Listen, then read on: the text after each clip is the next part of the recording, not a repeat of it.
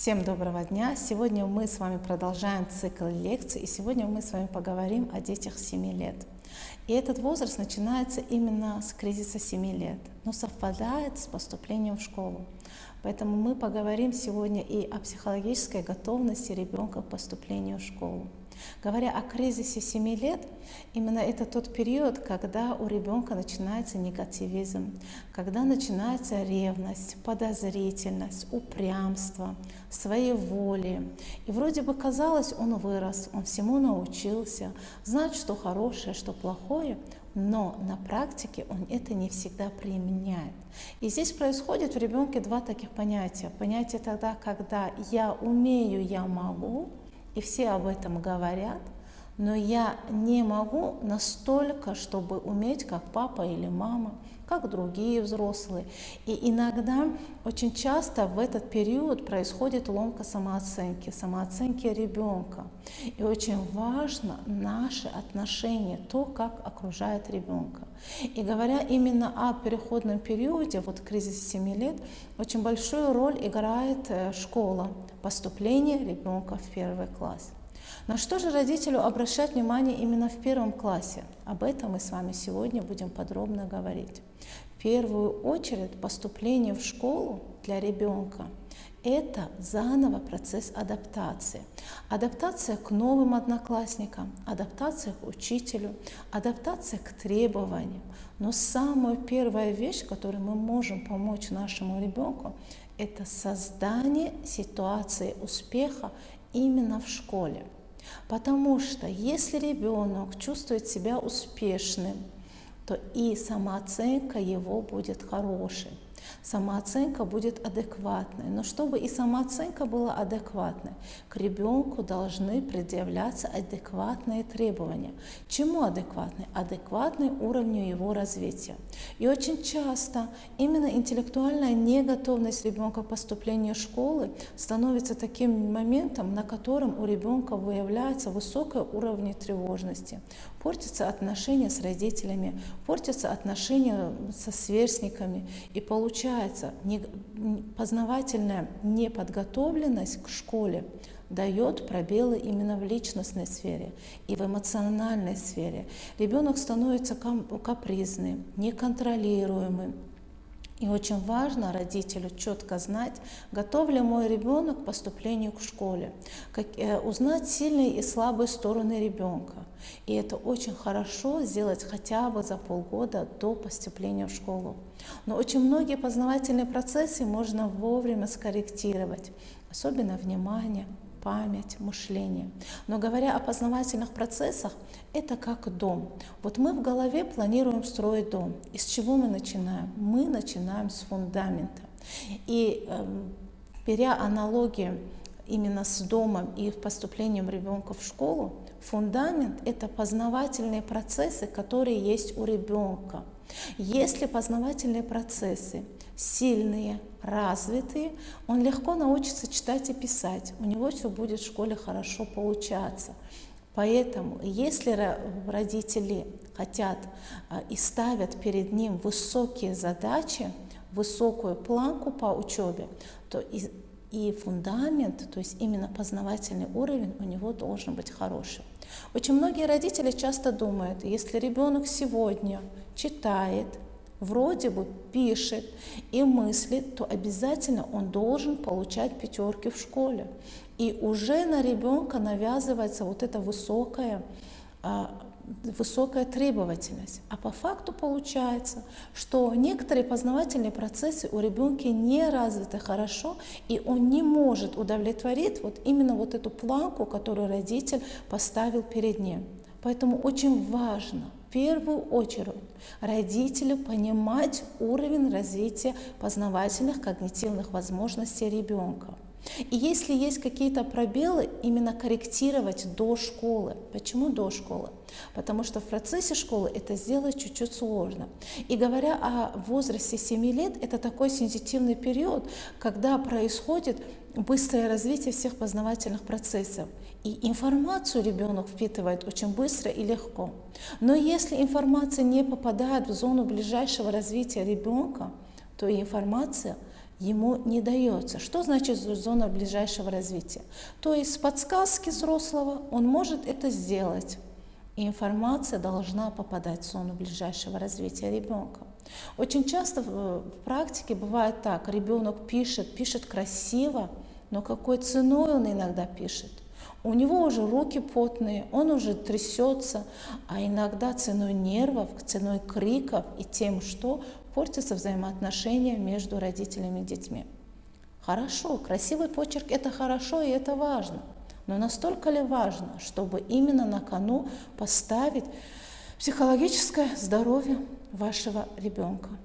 И поэтому, чтобы родителю понять, где помочь, где развивать, для этого очень желательно пройти психодиагностику памяти, внимания, мышления. Очень часто на практике бывает, что ребенок тет-а-тет со взрослым очень хорошо воспринимает информацию, но когда работает в группе, он не воспринимает инструкцию взрослого. И вроде бы познавательные процессы развиты хорошо, но неумение работать по инструкции взрослого, не отвлекаться, работать наравне со всеми дает уже пробелы в учебе. И здесь возникает именно вот этот конфликт. Конфликт между мной и тем ожиданием, которое заложил меня родитель, и тем, что по факту я могу сделать. Поэтому именно к поступлению в школу нужно относиться очень серьезно и тщательно. И вообще, когда мы говорим об готовности ребенка в школе, очень важно именно комплексное мнение. Мнение, когда мы понимаем, насколько развиты познавательные процессы, насколько личностно ребенок готов к поступлению к школе, насколько он готов работать в команде со всеми другими детьми, насколько он готов общаться с другими детьми и насколько у него адекватная самооценка по уровню моих знаний. Но здесь еще одну роль играет ситуация неудачи и неуспеха.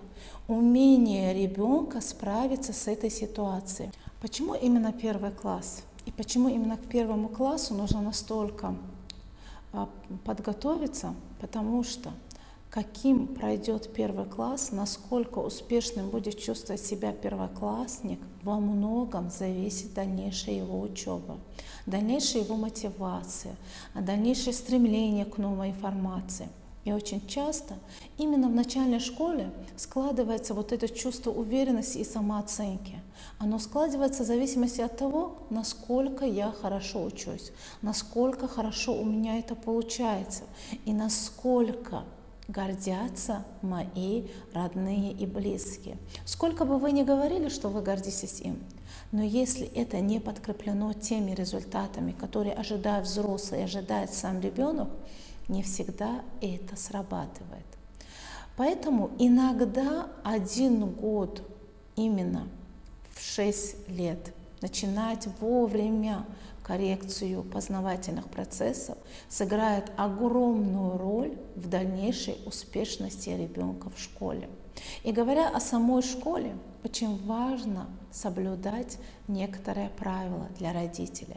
Первое и очень важное правило – это никогда не сравнивать своего ребенка с другим ребенком. Особенно результаты его деятельности сравнивать с другим. Во-первых, вы снижаете самооценку. Во-вторых, вы портите взаимоотношения между его одноклассниками. И он думает, раз он такой хороший, у него начинается чувство зависти и ревности к нему. И в ситуации неудачи он может еще раз вернуться и посмотреть на него. И так не бывает, чтобы всегда одни и те же дети были успешны в одних предметах, а одни неуспешны в других. У каждого ребенка есть сфера его успешности, есть сфера, где он может быть лучше. И родителю очень важно найти ту сферу, где ребенок может быть успешным, и давать ребенку дозу успешности. И в формате, говоря об успешности и о том, как сравнивать ребенка, ребенка можно сравнивать с самим собой. с самим собой неделю назад, когда он еще не умел писать букву А, и с ребенком, который уже сегодня не только букву А пишет, а пишет и еще буквы.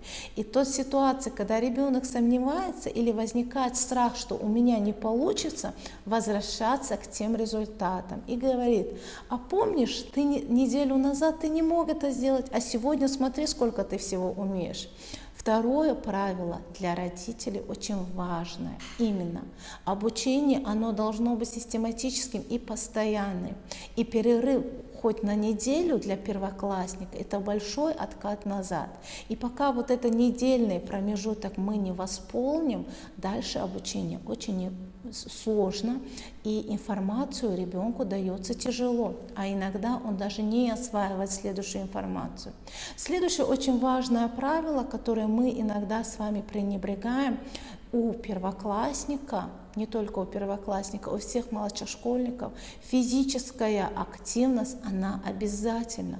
То есть умственная активность должна чередоваться в тандеме с физической активностью. Неважно, какая это будет активность, хоть футбол, хоть какие-то виды спорта. Главное, чтобы ребенок в течение дня двигался. Если понять сегодняшние реалии, то именно физическую активность нам с вами, родителям, приходится организовывать самим, потому что наши дети сегодня не выходят во двор, систематично не выходят во двор, постоянно не выходят во двор, и, соответственно, двигательная активность у них хромает. И в формате, говоря об школе, я хотела бы вынести еще одно такое качество, как выносливость и сила воли, которые тоже вырабатываются именно в физической активности, вырабатываются на некоторых тренировках. И на это родителю нужно обращать внимание. Но самое важное, самое нужное качество — это умение общаться с другими людьми, умение принимать, умение прощать, умение просить помощи, умение оказать самому помощь. Это тоже очень важные навыки, на которые мы с вами не всегда обращаем внимание. И в конце, подводя итоги, мне хотелось бы сказать: оценки не самое важное. Важно, насколько комфортно, успешно чувствует себя ребенок. И насколько успешным он будет чувствовать, во многом зависит от нас, взрослых. Умение адекватно оценивать способности и возможности ребенка, находить именно сферу, где ребенок может быть успешным, и за каждое маленькое достижение научиться хвалить.